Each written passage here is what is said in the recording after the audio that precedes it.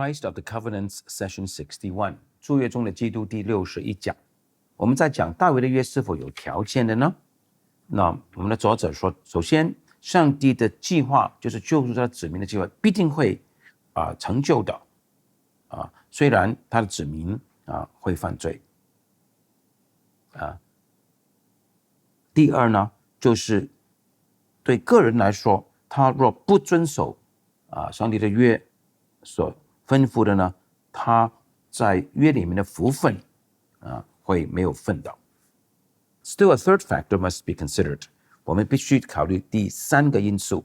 Some distinction must be made between God's chastening of his sons and his destruction of the reprobate. 我们必须区分上帝管教他的儿子们和上帝灭绝那些上帝遗弃的人。This aspect of the conditional character of the covenant emphasizes both the typological form of the experiences of God's people under the Old Covenant and the temporary aspect of the life of God's people in the present age. 这个约的条件性的这个层面强调两件事。第一，在旧约上帝子民的经验是一个预表。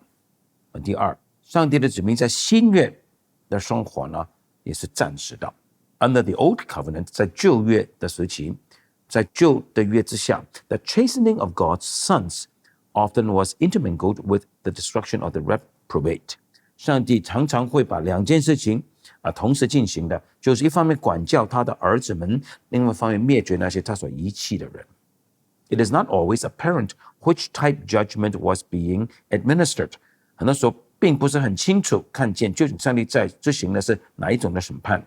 Under the provisions of the Davidic covenant, 根据大卫的约的条件 Israel experienced both the chastenings under Solomon and his successors, as well as the ultimate devastation of the exile in which Israel became not my people. 以色列人经历两件事，一方面所罗门和他的后裔受上帝的管教，另外一方面到了被掳的时候，上帝至终的灭绝了以色列人，以色列就成为不是我的子民了。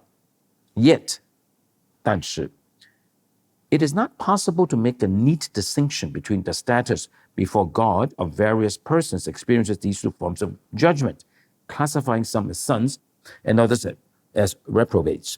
我们不可能很清楚的区别出在上帝面前每一个人的地位，因为这两种人都面对上帝的审判的，我们不可能把他们区分谁是儿子，谁是上帝所遗弃的人。Even in the present day, 就算到了今天 the very existence of chastening experiences for a believer in Christ, 基督的信徒们经历到上帝的管教，这个经验 reveals the temporary character of the current situation, 就显明目前的情况是暂时的。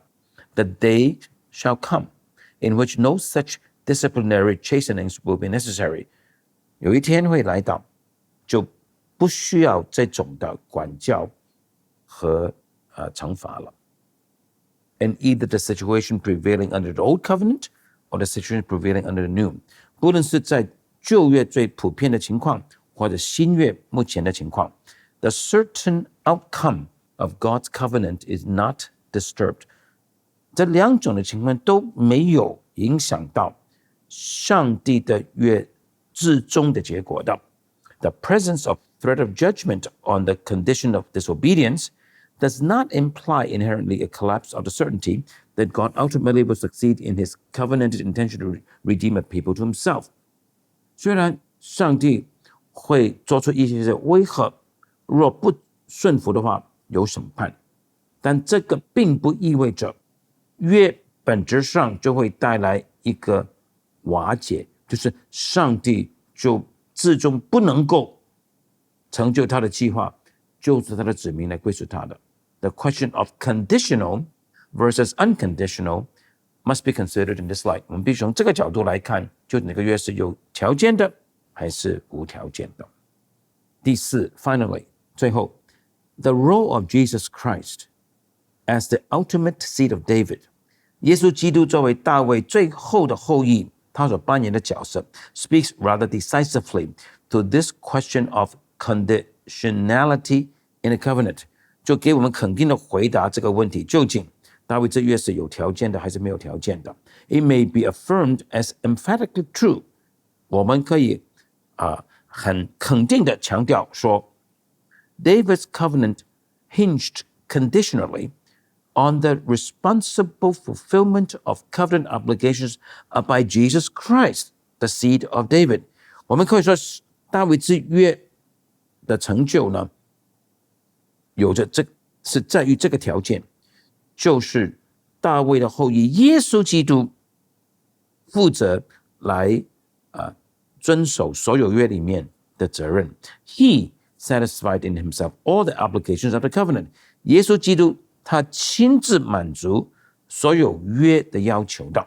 Not only did he maintain perfectly every statute and ordinance of the Mosaic law as required of David， 耶稣基督不单单遵守了上帝要求大卫所遵守的摩西之约里面每一个规条每一个典章， He also bore in himself the chastening judgments deserved by David's seed through the covenant violations。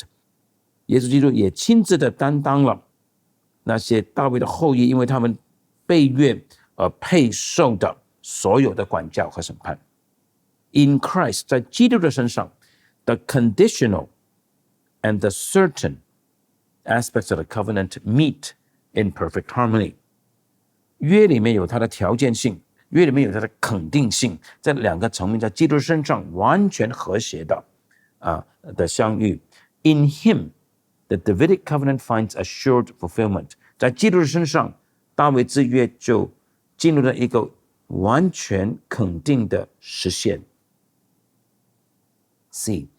The ultimate realization of the promise， 大卫之约里的应许至终的实现。 Acceptance of the absolute certainty of the realization of the provisions of the Davidic covenant creates something of a problem。 我们若接受大卫之约里面的一些细节必定会实现，绝对的肯定会实现的话，会造成一个问题的。 In the covenant， 在约里面呢assurance was given that the line of David would sit on the throne of Israel forever。 上帝保证大卫的后裔必定永远坐在以色列的宝座上的。 Yet unquestionably， 但是毫无疑问的 the descendants of David ceased to occupy the throne of David。 Yet unquestionably， 但是毫无疑问的 the descendants of David ceased to occupy the throne of Israel。 大卫的后裔呢后来就没有再坐在以色列的宝座上了。 The Old Testament history of Davidic succession indeed was impressive。 不错，大卫的后裔的整个的历史是可观的。 It stretched for a period of over 400 years。 这个旧约的历史呢是达到400年之久的。 But it did not last forever， 但是它没有持续到永远呢。 It came to an end， 它终止了。 It is not enough to suggest that perpetuity of throne occupancy was not a part of the promise。 我们若提议说上帝并没有应许大卫的后裔是永远坐在这个宝座上，这样的提议是不够的。 The very essence of an eternal covenant with David's dynasty rests in the unbroken character of the kingly line。 上帝与大卫的王朝所立的永远之约本身就建立在这个王朝是不可中断这个性质。 What is the solution to this problem？ 这个问题如何解决呢？ The breaking off of Davidic throne succession in Old Testament history may be evaluated in terms of the anticipative role of Israel's monarchy。 在旧约的历史中，大卫的代代相传呢是终止了，要从以色列的君王扮演一个预期的角色这个角度来检讨。 David's line anticipated in shadow form the eternal character of the reign of Jesus Christ。 大卫的后裔是一个影子，预期着耶稣基督必定永远做王这个事实。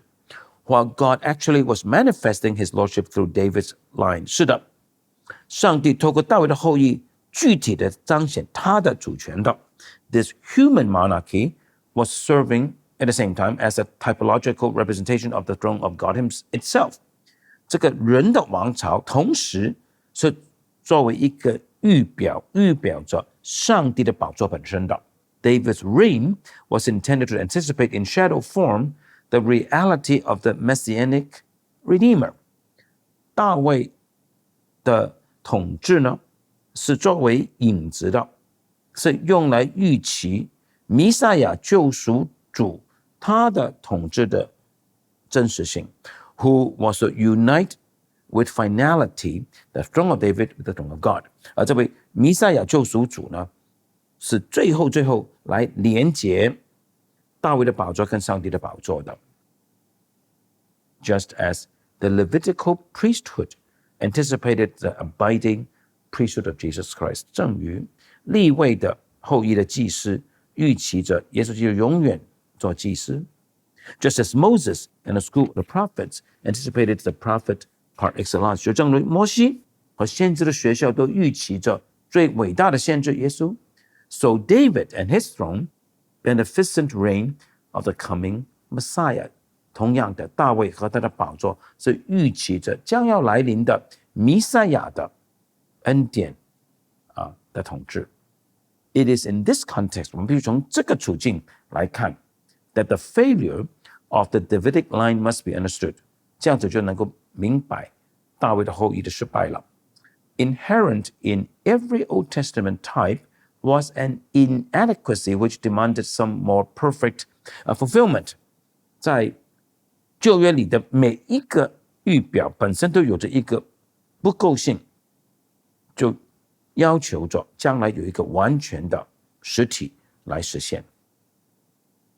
A fuller perspective on this question may be gained by considering the throne of David and his descendants as presented in the Old Testament itself。 我们若考虑到在旧约本身所记载的关于大卫的宝座和他的后裔的宝座呢，我们就能够更完整的正视这个问题。The establishment of a monarchy in Israel must not be secularized。 上帝设立以色列的君王呢，这件事不可以世俗化的。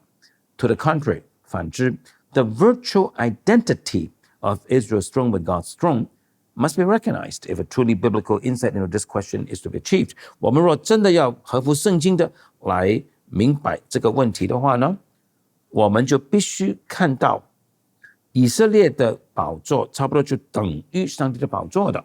The chronicler 历代志的作者 in rather startling fashion gives expression to the notion of God's kingship in Israel, which was inherent throughout the nation's entire history。 很令人惊讶的表达出上帝在以色列做王，这个王位呢，在整个以色列国的历史中是一个核心的意义。As Solomon was established as David's legitimate heir， 正如所罗门作为大卫的合法的继承人被上帝设立做王了。The chronicler offered his analysis of the significance of the event。 历代志的作者呢，就分析所罗门登基的这件事情的重要性。First Chronicles 29 22， 历代志上第29章第22节。And they made Solomon the son of David king a second time, and they anointed him as ruler for the Lord and Zadok as priest. Then Solomon sat on the throne of the Lord as king instead of David, his father.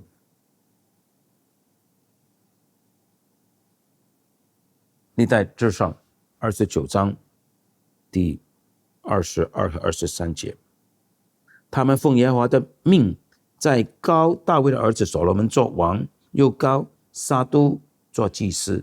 23，于是所罗门坐在耶和华的位上，所赐的是中文加上去的，坐在耶和华的位上，接续他父亲大卫做王。中文加个耶和华所赐的进去。Notice that the chronicler is not content to indicate that Solomon in David's line functions as ruler for the Lord. 请注意，历代志的作者不满足于说所罗门继承大卫是为耶和华做王。This affirmation would have been striking enough in itself. 若这样说就已经够令人惊讶的。But the assertion goes even further. 但是历代志所说的是在进一步的说明的。Solomon sits on the throne of Yahweh as king. 所罗门是坐在耶和华的宝座上为王的。The throne of David's descendants is nothing less than the throne of God itself. 大卫后裔的宝座本身就是上帝的宝座本身。This perspective on the significance of the Davidic throne accords with the original designation of David as son to God and thus heir to God's throne. 从这个角度来看，大卫的宝座的重要性呢，是符合大卫原来被称为上帝的儿子的。而上帝既然认大卫说是儿子，大卫就是后世来接管上帝的宝座的。It furthermore corresponds with the continual stress in the historical books, in the prophets, and in the Psalms concerning the closeness of relation between the throne of God in Zion and the throne of David's descendants in Jerusalem. 同时呢，也符合历史书、先知书和诗篇里面不断的强调，上帝在锡安山上的宝座与大卫的后裔在耶路撒冷的宝座之间是有着怎么密切的关系的。David rejoices at the bringing of the ark to Jerusalem, 2 Samuel 6. 撒母耳记下第6章，大卫欢喜快乐把约柜带进耶路撒冷的。Because now his throne is related immediately with the throne of God. 因为现在他的宝座就直接与上帝的宝座有关了。The psalmist merges the cause of the Lord with the anointed king of David's line as the object of opposition by the heathen kings. 诗篇的作者呢，把外邦的皇帝抗拒耶和华和外邦的王抗拒上帝所高立的大卫的后裔，这些王呢，是把这两方面汇合的。诗篇第2篇第1节和第2节，诗篇第2篇第1节和第2节。外邦为什么争闹？万民为什么谋算虚妄的事？世上的君王一起起来，曾在一同商议，要抵挡耶和华，并他的受膏者。诗篇第2篇第1跟第2节。Zion is God's holy mountain, on which he has established his king. Verse 6. 锡安山是上帝的圣山，上帝在这个圣山上设立他的王的。诗篇第2篇第6节。我已经立我的君在锡安我的圣山上了。The prophetic expansion of the Davidic promise， 而先知书呢，把上帝对大卫的应许再扩大 ，fits into this same pattern， 也是符合同一个的模式的。As the kingdom crumbles all around them， 以色列国在先知周围在瓦解的时候 ，these seers anticipate the greater day。这些先知们呢，预期一个更伟大的日子必来到。A greater occupant of David's throne， 好像有一位必定要来的，他比大卫更大，他必定坐在大卫的宝座上。He shall sit on the throne of his father David forever， 他必永远坐在他的祖先大卫的宝座上的。He shall rule the whole world in righteousness， 他必定以公义统治全世界。He shall merge God's throne with his own， 他要把上帝的宝座跟他自己的宝座连在一起，合而为一。For he shall be Emmanuel, mighty God, God himself， 因为他必定会是以马内利，全能的神，上帝他自己的。Refer to other passages in the prophets， 我们可以看其他的先知书的经文的。我就列出这些的章节。Amos 9:11-12，亚摩斯书第9章11到12节 ，Hosea 1:11，何西亚书第1章13节 ，Hosea 3:4-5，何西亚书第3章4到5节 ，Micah 4:1-3，弥迦书4章1到3 5:2，弥迦书第5章第2节 ，Isaiah 7:14。以赛亚书第7章14节 9:6， 以赛亚书9章第6节 Isaiah 11:1-10， 以赛亚书第11章1到10节 Jeremiah 23， 耶利米书第23章5 and 6第5节和第6节 33:15-26， 耶利米书第33章15到26节 and Ezekiel chapter 34， 还有以西结书34章 and 37:24。最后以西结书第37章第24节。